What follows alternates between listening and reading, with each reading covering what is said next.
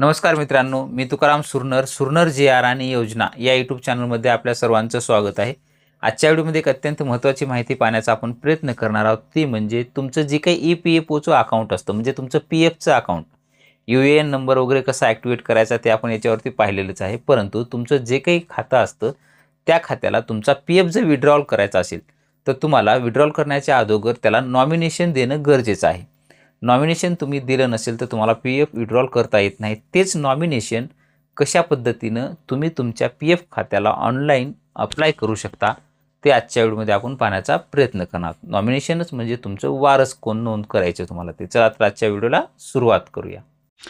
त्यासाठी सर्वप्रथम तुम्हाला UAN EPFO या ह्याच्यावरती लिंकवरती क्लिक करायचं आहे. लिंकवरती क्लिक केल्याच्यानंतर असं तुमच्यासमोर अलर्ट येईल, त्याला कट करा. इकडे जे काही उजव्या बाजूला UAN नंबर दिसत आहे, तिथे तुमचा UAN नंबर आहे, तो नंबर तुम्हाला इथे टाकायचा आहे आणि तुमचा जो काही पासवर्ड सेट केला होता तो पासवर्ड तुम्हाला इथे टाकून घ्यायचा आहे. UAN नंबर माहिती नसेल तर UAN नंबर कसा ॲक्टिवेट करावा आपण त्यावर व्हिडिओ बनवलेला आहे, तो नक्की पहा. साइन इनवर नंतर क्लिक करायचं आहे. साइन इनवर क्लिक केल्याच्या नंतर तुमचा जो काही आधारला नंबर लिंक असेल किंवा तुमचं जे काही रजिस्टर केलेलं असेल तुम्ही हे PFO अकाउंटला, त्या मोबाईलवरती एक OTP जाईल. तो शेवटचे 4 अंक तुम्हाला इथे दाखवले जातील बघा वरी, त्या नंबरवर OTP जाईल 6097. तो OTP टाकायचा आहे. सबमिटवरती क्लिक करा. सबमिटवरती क्लिक केल्याच्या नंतर तुमच्यासमोर हे असं दाखवलं जाईल. तुमचा पासवर्ड जर रिसेट करायला आला असेल तर तुम्हाला इथं पासवर्ड चेंज म्हणून ऑप्शन येईल. तुमचा ओल्ड पासवर्ड तुम्हाला तुमचा जे काही पासवर्ड अगोदरचा होता तो टाकून घ्यायचा आहे. त्यानंतर तुम्हाला न्यू पासवर्ड जे तुम्हाला आता सध्या ठेवायचा आहे, सेम पासवर्ड पहिला असलेला ठेवू नका. ते टाकल्याच्यानंतर परत एकदा खाली तुम्हाला कन्फर्म न्यू पासवर्डवरती नवीन पासवर्ड जो काय आहे तो परत एकदा कन्फर्म करून घ्यायचा आहे, बरोबर आहे का. त्यानंतर खाली चेकबॉक्स दिलेला आहे, चेकबॉक्सवरती क्लिक करा.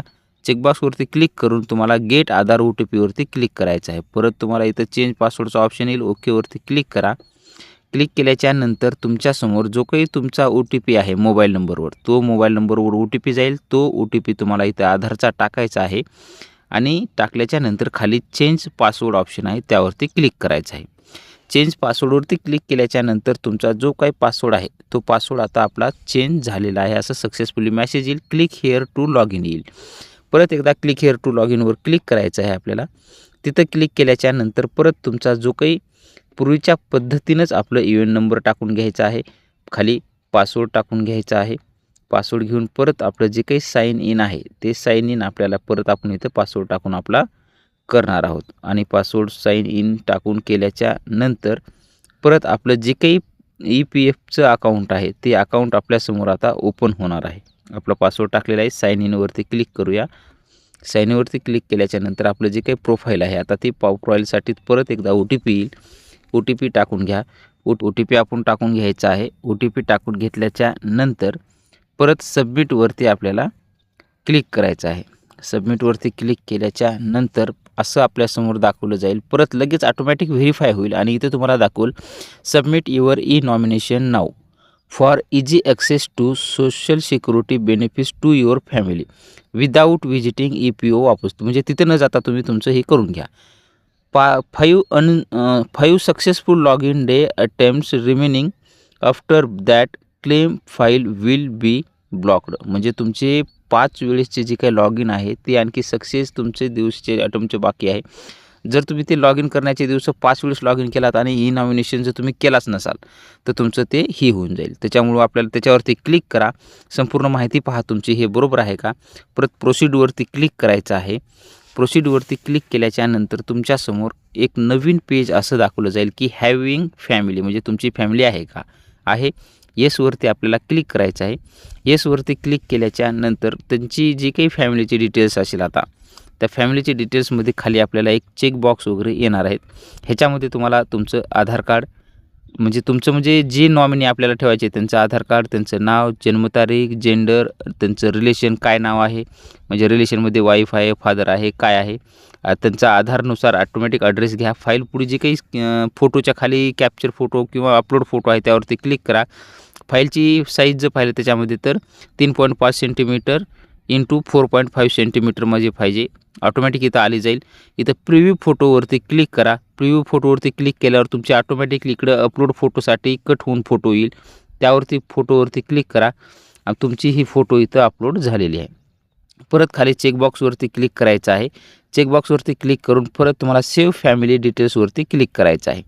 सेव्ह फॅमिली डिटेल्सवरती क्लिक केल्याच्या नंतर तुमची जी काही आपण आता नॉमिनीसाठी ॲड केलेली माहिती आहे ते एका रोमध्ये खाली आली जाईल.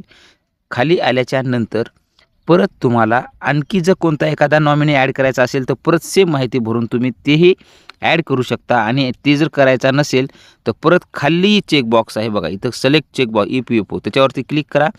तुमच्यानंतर पुढचं तुम्हाला इथं समोरच्या बाजूला इकडं ही दिलेलं आहे, शेअर दिलेलं आहे. तुम्हाला जर ह्यांनाच 100% शेअर द्यायचे असतील तर 100% पुढे शेअर द्यायचे आहेत. अन्यथा तुम्हाला दुसरा कोणता नॉमिनी ॲड केला असेल तर त्यांना काही 50% द्यायचे असतील कुणाला, तर त्या पद्धतीनं शेअर द्यायचे आहेत. त्यानंतर सेव्ह EPFO नॉमिनेट करून तुमची जी काही EPFO डिटेल्स सेव्ड सक्सेसफुली असा मेसेज आला जाईल.